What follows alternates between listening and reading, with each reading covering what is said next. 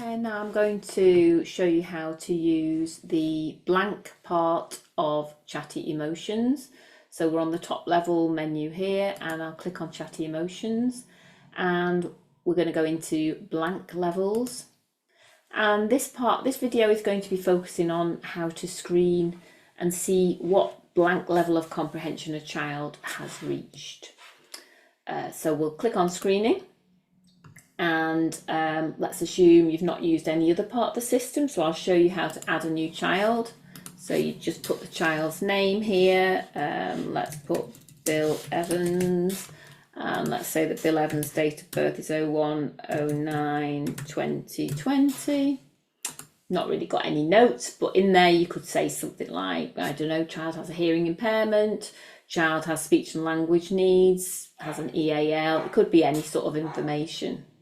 And we're going to say this is a male and it's defaulted to them being in nursery. So we're going to save that now. Okay, so we've got Bill Evans up here in our list of children or clients. And then we're going to create a screener for Bill. So this is the first time that we're assessing him. So we'll say initial assessment and we'll say it's June. I mean, it does record the date, so you don't really need to put that, but so we'll save that away. And then we can see that for Bill, we've got one particular record which we haven't started yet. So every time we assess Bill, we're going to want to create a new screener for Bill.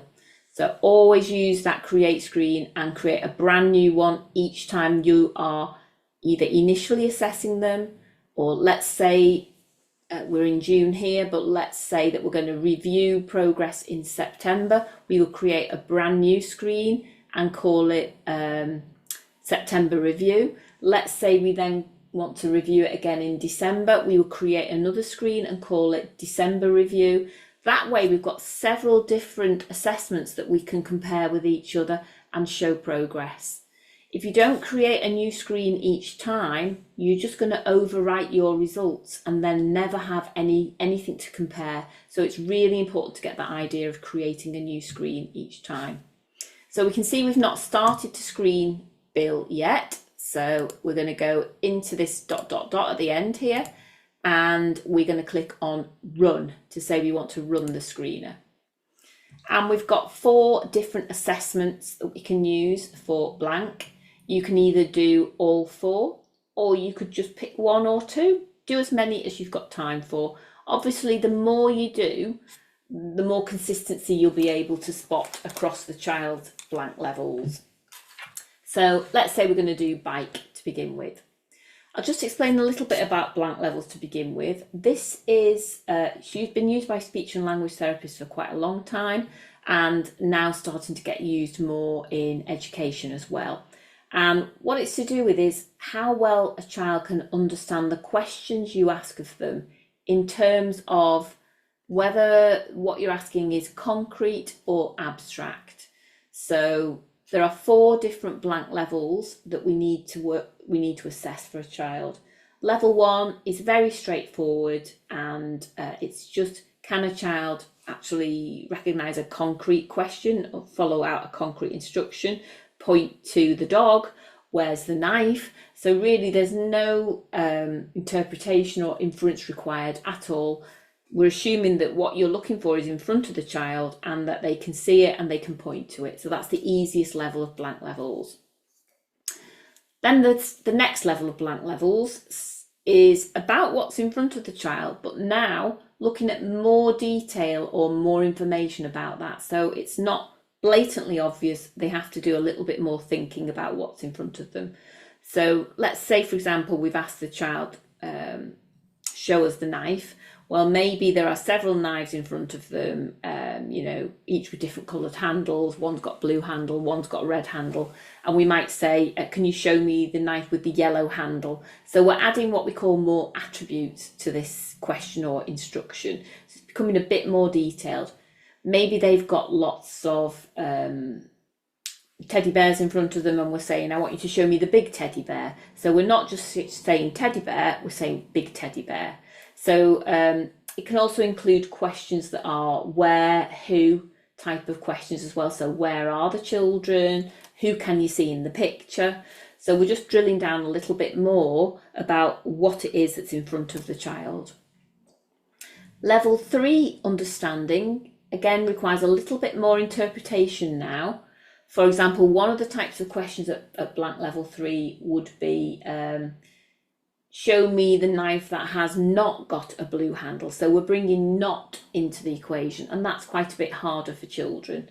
It will also be asking how somebody feels, and that isn't, explicitly stated. So they've got to think a little bit more and put themselves into that other person's frame of mind. What might the mum say to the child? That's another level 3 type of question. Then at level 4, it becomes the hardest level, and it's reading between the lines, it's answering why questions, it's how do we know that? So things become much more subtle, much more abstract. Why do birds have feathers? All sorts of different things that children would need. It's not about what's right in front of them. It brings into their world knowledge and their ability to infer information from clues that they've been given.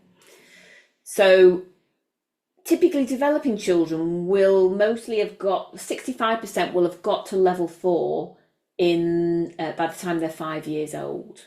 So there'll still be some children who don't. So, obviously some children get to things faster than others. Some might have got to level 4 understanding by the time they're 3.5, 4. And some will have got to it by the time they're 5, some by the time they're 8. Some people might never get to level 4 levels of understanding.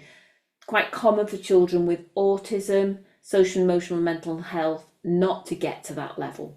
Okay, so that's an explanation about blank. And let's just now see how we can assess the child for blank. So we can just pick any one of these pictures. I'm going to pick this first one. And there's going to be a series of questions along the bottom here. And you're going to ask the child and they're going to carry it out. And then you're going to score them with a thumbs up if they respond correctly, or a thumbs down if they don't respond or they don't respond correctly. So the first question is, can you point to a shoe? So can the child do that? Let's say they can. Can they point to a tree? And obviously you're wanting them to point to one of these in the background. Now we've got to read anything that's in red because it's telling us what to do. So I've got to point to one of the shoes and then say to the child, can you find another one like this? So we're wanting them to find another shoe, really. So I would point to the brown shoe and then hope that they can point to the other brown shoe. And if they can, I'm going to give them a thumbs up. This time I'm going to point to the bike and ask what this is called, and hopefully they can say bike. Give them a thumbs up if they can. I'm going to ask them, where are they? So I'm now expecting them to say something like they're in the park, or they're on their way home, or something implying that they're outdoors. Let's say they're struggling with that. Now I want them to tell me only very simply what is happening. So if they said something like the bike has broken, I'll be giving them a point for that. And the next question is, can they find something that is broken? Obviously we want them to point to the bike. Can they point to something that is blue? So we want them to point to the bike again. Show me something you can ride. Want them to point to the bike again. How does the boy feel? And let's say they can't answer that one, or they're struggling. What's the man doing? What is a pedal? Can they define that word for us?